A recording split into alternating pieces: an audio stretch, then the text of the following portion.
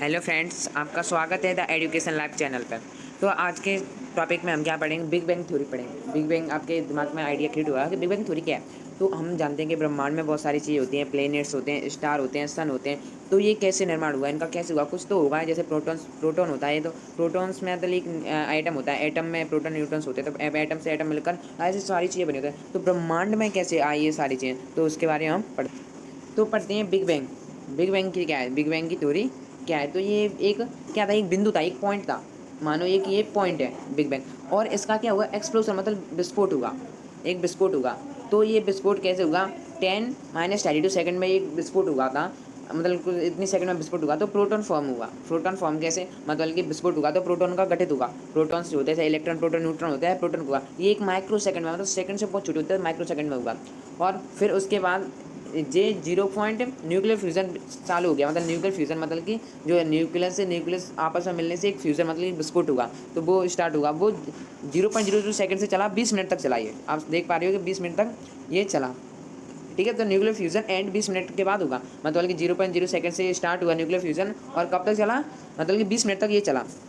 फिर उसके बाद आता है न्यूट्रल्स हाइड्रोजन फॉर्म, मतलब कि गैस होगा। न्यूट्रल हाइड्रोजन फॉर्म होते हैं, हाइड्रोजन से हीलियम, ये दो गैस थी मेन। तो इनका फॉर्म होगा। तो इनका कब हुआ था ये आप देख, 3,80,000 मतलब 30 लाख ईयर्स, 3,80,000 ईयर्स में ये इसका मतलब कि हाइड्रोजन गैस बनी। मतलब आप देख सकते हो कि पहले ये कितनी फास्ट हुई थी, फिर ये धीमे धीमे धीमे धीमे ये प्रक्रिया हुई। फिर उसके बाद 13.8 बिलियन ईयर्स बाद, मतलब एगो पहले ये विस्फोट हुआ, तो उसमें ये क्या कहते हैं, ये निर्माण हुआ। मतलब कि अब इसमें गैस बनी हाइड्रोजन हीलियम्स।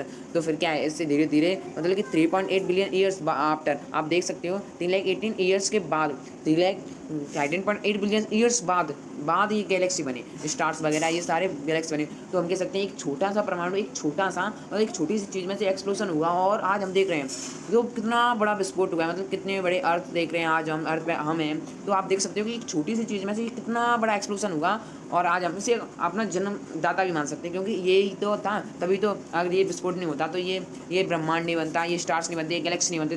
तो इसे अपना फादर भी मान सकते हैं, कि इसी की वजह से आज हम जीवित हैं। मतलब कि इसका एक्सप्लोजन हुआ और ये विस्फोट हुआ, और क्या कहते हैं, हमें गैलेक्सी बने और स्टार, सोलर सिस्टम से सारे बने। मतलब स्टार से स्टार विस्फोट हुआ, सोलर सिस्टम बना, सन बना हाइड्रोजन हीलियम गैसों से। तो ऐसे ही सारा विस्फोट हुआ था।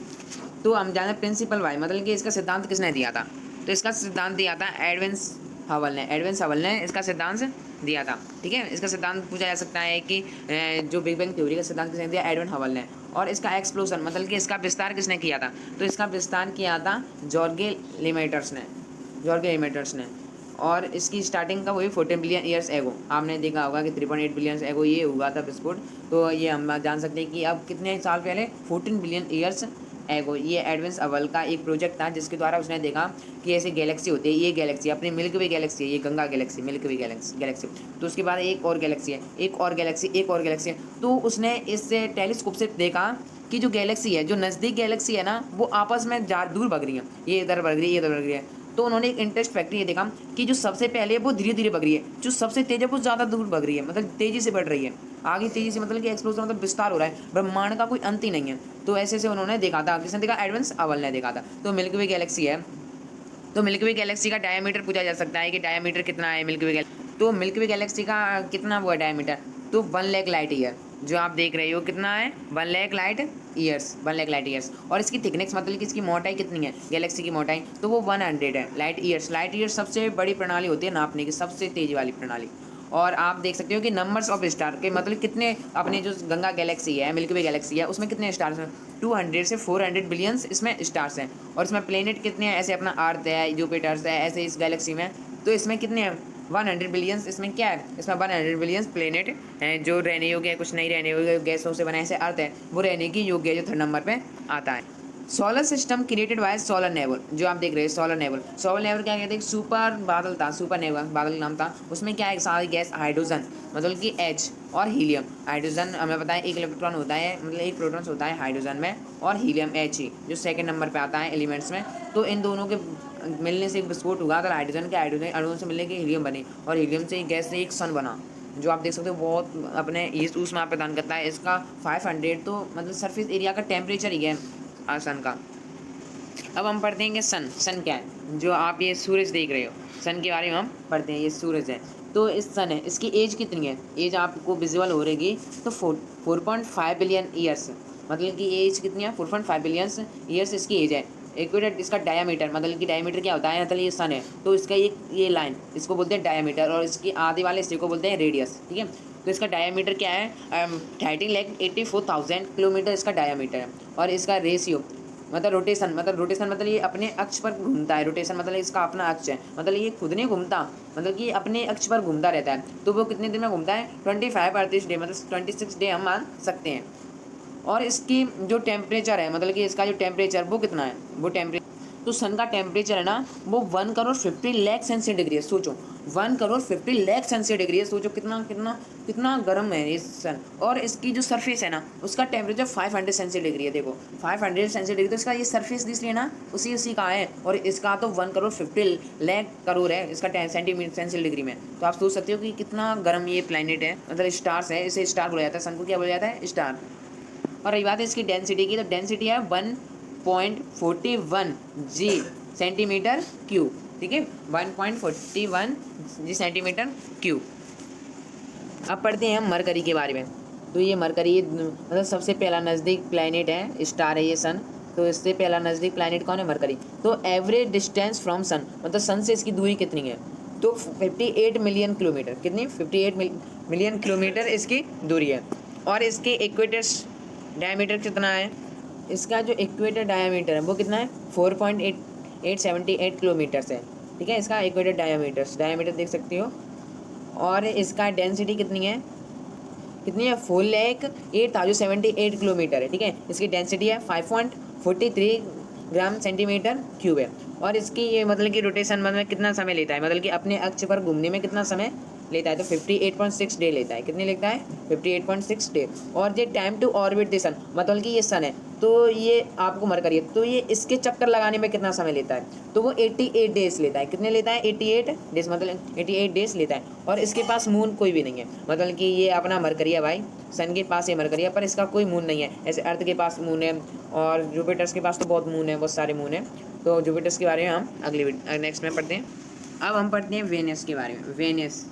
वेन्यूस के बारे में पढ़ते हैं। तो वेन्यूस की एवरेज डिस्टेंस फ्रॉम सन, मतलब सन से इसकी दूरी कितनी है, मतलब ये दूसरे नंबर पे आता है, तो 108 मिलियन किलोमीटर है, कितनी है 108 किलोमीटर इसकी है। इक्वेटर डायामीटर कितना है इसका, मतलब कि ये है, और इसका डायामीटर, तो डायामीटर है 12,100 किलोमीटर है, कितना है 12,110 किलोमीटर।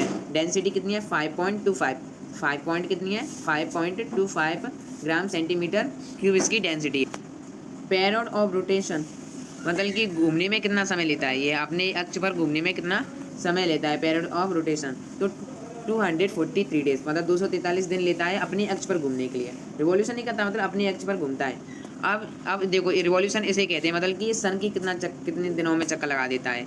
तो ऑर्बिट में जो सन की में तो ये कितने में लगा देता है 2.24.7 डेज, मतलब कि 7 आवर्स और 224 दिन, ठीक है, ये इतना समय लगा देता है। रही बात इसके मून की, तो इसके पास भी कोई मून नहीं है। आपको एक बात बताऊं, जो वेन्यूस है ये दूसरा है, तो ये सबसे गर्म माना जाता है। क्यों माना जाता है, क्योंकि इस पर क्या है एटमॉस्फेयर है। और जो मरकरी था, जो सबसे पहले था मार्स, जो मरकरी था ना वो नहीं है, वो तब भी ये मरकरी है ना, ये मरकरी नहीं है। लेकिन जो ये वेन्यूस है वो क्या है सबसे गर्म माना जाता है। क्यों माना जाता है, क्योंकि इस पर एटमॉस्फेयर है और मरकरी पे एटमॉस्फेयर नहीं है। तो मतलब कि ऐसे, मतलब कि मरकरी है, ये मरकरी प्लैनेट है, मतलब ये सन है, सन की ये रिफ्लेक्शन, इस पर रे किरणें आई तो ये रिफ्लेक्शन होकर वापस चली जाती हैं। लेकिन जो वेन्यूस होता है, वेन्यूस पर सन की रे आती हैं तो ये एब्जॉर्ब हो जाते हैं, अर्थ में एब्जॉर्ब होते हैं, उसी प्रकार ये हो जाते हैं। द ब्राइटनेस प्लैनेट, मतलब सबसे चमकीला तारा किसे जाना जाता है, वेन्यूस को। मॉर्निंग स्टार और इवनिंग स्टार के नाम से किसे जाना जाता है, वेन्यूस के नाम से जाता है। The longest day and night, मतलब सबसे लंबे सबसे बड़े दिन किस पे होते हैं, बड़ी रात किस पे होती है, ये होते हैं वेन्यूस पे। और इसका टेम्परेचर ऑफ सरफेस, मतलब सरफेस एरिया कितना है 457 सेंटीग्रेड डिग्री इसका टेम्परेचर, देख सकते हैं आप सारी चीज़ें। आता है ना वो 3rd नंबर पर आता है, मतलब कि ये सन है, सन के बाद मरकरी, फिर उसके बाद वेन्यूस, फिर उसके बाद अर्थ, ये 3rd नंबर पे आता है, ठीक है, ये 3rd नंबर पे आता है।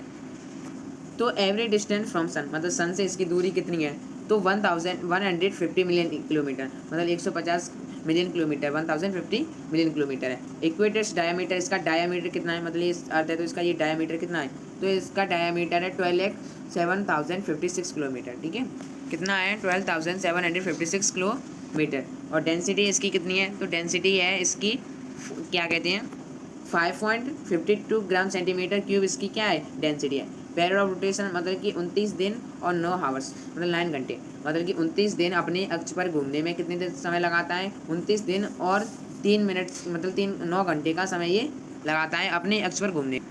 और ये सन की कितने दिन में लगा देता है, मतलब सन को मतलब ये सन है तो ये अर्थ है, तो ये इसमें घूमने में कितना समय लगा देता है, तो ये समय लगाता है 365 मतलब 365.226 मतलब 26 दिन, 365.26 दिन ये लगा लेता है रिवॉल्यूशन करने का, मतलब कि सन के घूमने में। और इसके मून कितने, एक ही इसका मून है।